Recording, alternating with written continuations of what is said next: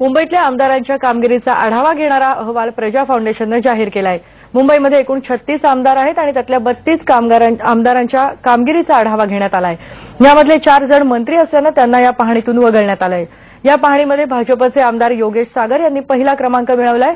चांगली कामगिरी करणाऱ्या पहिल्या 10 आमदारांमध्ये भाजपचे 2, शिवसेनेचे 2, काँग्रेसचे 5 आणि मनसेच्या 1 आमदाराचा समावेश आहे। मुंबईतल्या 6 आमदारांच्या विरोधात गंभीर स्वरूपाचे तर 11 आमदारांच्या विरोधात किरकोळ स्वरूपाचे गुन्हे नोंदवण्यात आलेत। इसके अलावा हम लोग डायरेक्ट डायलॉग करते हैं इलेक्टेड रिप्रेजेंटेटिव्स का, उनके साथ हम लोग ट्रेनिंग प्रोग्राम करते हैं, उनके साथ इंफॉर्मेशन भेजते हैं कि क्या हो रहा है मुंबई में, हेल्थ के बारे में, एजुकेशन के बारे में, क्राइम के बारे में उनको हम लोग डिटेल्स देते हैं। क्या क्वेश्चन भी पूछ सकते हैं, जैसे कि अगर क्राइम कहाँ बढ़ रहा हो या मलेरिया का प्रॉब्लम हो या टीबी का प्रॉब्लम हो, ये सब डेटा हम लोग हमारे इलेक्टेड रिप्रेजेंटेटिव्स को भेजते हैं।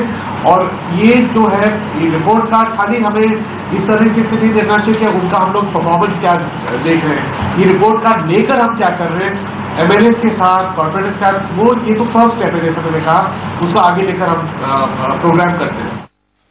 आणि आता आपण एक नजर टाकूयात या आमदारांच्या रिपोर्ट कार्डवर। यामध्ये सगळ्यात पहिला क्रमांक मिळवलेला आहे तो म्हणजे भाजपच्या योगेश सगर यांनी। तर स्वच्छ प्रतिमेचे आमदार कोण कोण आहेत ते बघूयात। रमेश सिंग ठाकूर, अमीन पटेल आणि बलदेव खोसा हे स्वच्छ प्रतिमेचे आमदार आहेत। लोकप्रिय आमदारांमध्ये सरदार तारासिंग यांचं नाव आहे, रमेश सिंग ठाकूर, गोपाळ शेट्टी आणि बाळा नांदगावकर। सभागृहात प्रश्न न विचारणाऱ्या आमदारांचा सुद्धा समावेश आहे आणि त्यामध्ये नाव आहे बलदेव खोसा यांचं। लंच बुलेटिनमध्ये पुन्हा एक ब्रेक घेतोय, पहा फक्त IBN लोकमत।